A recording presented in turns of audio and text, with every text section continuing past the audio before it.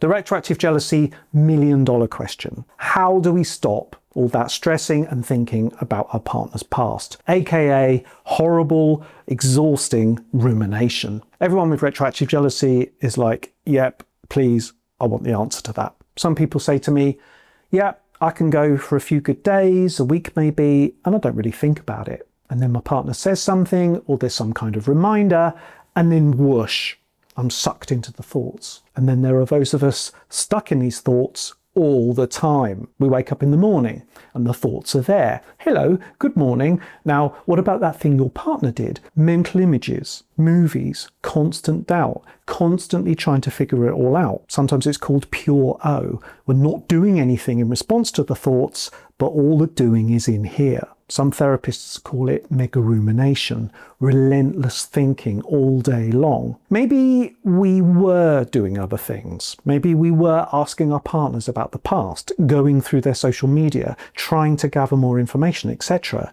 And we stopped doing it. Good, because it's bad for your relationship. But now all these urges feel bottled up. All we've got is thinking and rumination. And now it's megarumination. We need some sort of intervention to stop all this ruminating.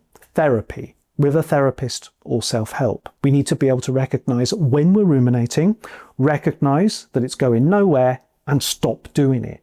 That's the goal of therapy for RJ, OCD, depression, anxiety. But it's kind of ironic because working with a therapist or reading a self-help book or using an app, it takes some degree of focus to understand, to really get the techniques, to apply them. But if I'm a megaruminator, I don't have the focus. I don't have the bandwidth for all that. I try, I really do, but either my mind is just pulling me back into the thoughts all the time, even with the therapist there right in front of me, it's all going on in the background, or therapy and talking about why I have these thoughts just stirs it up even more. Rumination latches onto the therapy. This isn't going to work. You're just wasting your time. You're stuck like this. Or megarumination right after a therapy session. And then you kind of think, oh God, that's made it worse. It's a dilemma, and we need to stop ruminating enough so that we have the capacity to learn how to stop ruminating. So some top tips from me, a therapist who works with rumination and knows what it feels like. When you're with your partner,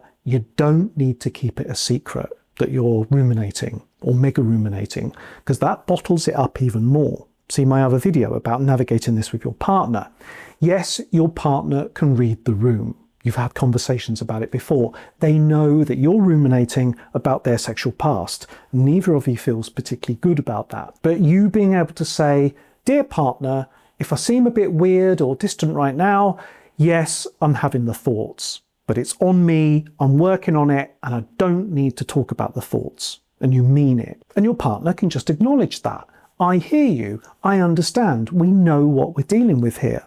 And as long as you are actually doing something about it, therapy or self-help, you feel less alone. You feel a bit calmer and you feel more hopeful, and it just helps you both. Therapists often say, listen to music, play a video game, look at some videos, go for a run, do something to shift your attention away from the thoughts.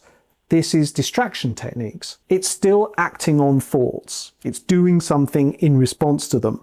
It's not the cure for rumination, but we have to be realistic here. And if a bit of distraction can help break up megarumination and gets us in a better place to do the work, to do the therapy, we'll take that. Responding to thoughts is better than reacting to them. 7-11 breathing or box breathing or a mindfulness app, because this gives our mind something else to do, counting, visualizing, and it helps calm our nervous system. And exercise too, gym, running, all good too, because it gets our attention pointing outwards and it works out the stress. Distraction works best when we let the thoughts come along for the ride. I'm not trying to get rid of the thoughts, but they're not going to be the main event in my mind. Or I'll come back to the thoughts later. I'm parking them for now while I breathe or exercise or touch grass or whatever. And the distraction is time limited. 10 minutes of breathing, 20 minutes of gaming, a gym session, not endless scrolling and numbing out. Therapy gets us to the point where we don't need to do any of this. But as an interim thing, relaxation and distraction techniques, they can help. Medication, yes, it's an option. An antidepressant medication, usually an SSRI like sertraline, is often part of a therapy plan. It boosts our serotonin levels, and that has a balancing out effect on our autonomic nervous system. And this helps get rumination down and helps us sleep too, so we're less exhausted. Medication isn't a long-term solution for retroactive jealousy or OCD. But it can help us engage with the therapy. Skills, not pills, as we say in the therapy trade, but pills can address megarumination. Talk with your doctor if you're considering this route, and don't just buy them online. Get a proper prescription and know that there's an adjustment period, usually the first few weeks, where you might have some side effects. So do it properly, okay? If you're helping yourself, like following a retroactive jealousy or OCD workbook, persist with it. But if it's not helping or it has you ruminating even more, reach out to a therapist, because this stuff can be hard on your own. A good therapist will know how to keep therapy on track, and they will tailor it to the person in front of them. It's a collaboration between you. And you might need to do some emotional regulation work or some past trauma work up front. See my video about effective therapies for trauma. And if your therapist is a bit lost or scratching their head a bit on this, they might need to refer on to someone with more specific expertise. It goes like that sometimes. Good therapy works towards a goal. There's a point in OCD therapy where we've done the foundation work and we say, you can handle these thoughts, no more rumination. And you can tell when you're triggered and when you're heading into that rumination bubble, and you know how to gently turn yourself around. We've worked on that.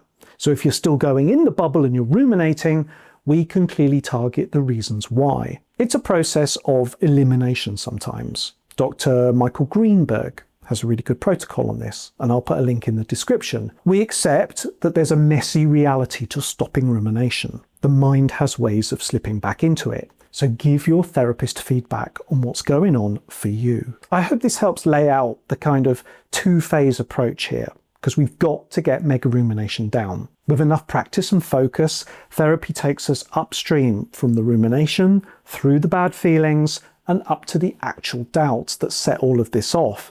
And we address those doubts, and that's how we overcome retroactive jealousy and rumination, one step at a time. I hope this helps with getting started, and thank you for watching.